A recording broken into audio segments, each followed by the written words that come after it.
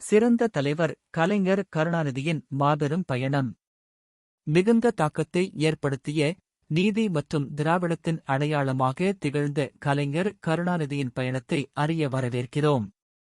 ஒரு சிறிய கிராமத்திலிருந்து தமிழ்நாட்டின் வடிவமைப்பாளராக உயர்ந்த இவரின் பயணம், அன்பும் நேர்மையும் கொண்ட ஒரு தலைவரின் உன்னத கதையாகும்.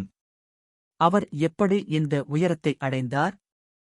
நாம் இந்த மாபெரும் பயணத்தை அறியப் போகிறோம். 1924ஆம் ஆண்டு ஜூன் 3ஆம் தேதி திருக்குவளையில் பிறந்த கருணாநிதி சிறு வயதிலேயே தமது திறமையை வெளிப்படுத்தினார். 14 வயதிலேயே சமூக சமத்துவத்தை வலியுறுத்தும் தனது முதல் நாடகத்தை எழுதிய இவர் தமிழின் பொக்கிஷமாக விளங்கினார். இதுவே அவரின் சமூக சேவை மற்றும் அரசியல் பயணத்திற்கு அடித்தளமாயிற்று. திராவிட இயக்கத்தின் மூலம் உயர்ந்தது. பெரியார் மற்றும் அண்ணாவின் வழிகாட்டுதலின் கீழ் கருணாநிதி சமூக நீதி மற்றும் தமிழர் அடையாளத்திற்கு ஓங்கிய குரலாக மாறினார். அவரது தீவிர பேச்சுக்கள் திராவிட இயக்கத்திற்கு மக்களிடம் வரவேற்பு பெற்றுத் தந்தது. அறிவாளி முதல்வர் தமிழ்நாட்டின் வளர்ச்சி. முதல்வராக இருக்கும்போது கருணாநிதி தமிழ்நாட்டில் கல்வி, தொழில்துறை வளர்ச்சி மற்றும் பல திட்டங்களை செயல்படுத்தினார்.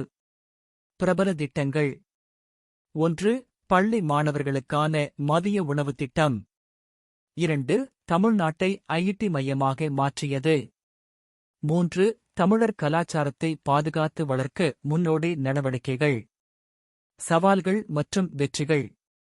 அரசியல் பிரச்சினைகள் மற்றும் கைது என பல சவால்கள் இருந்த போதிலும் கருணாநிதி மக்கள் சேவையிலிருந்து பின்வில்லை. நாடக எழுத்தாளர் மற்றும் தமிழின் காப்பாளர்.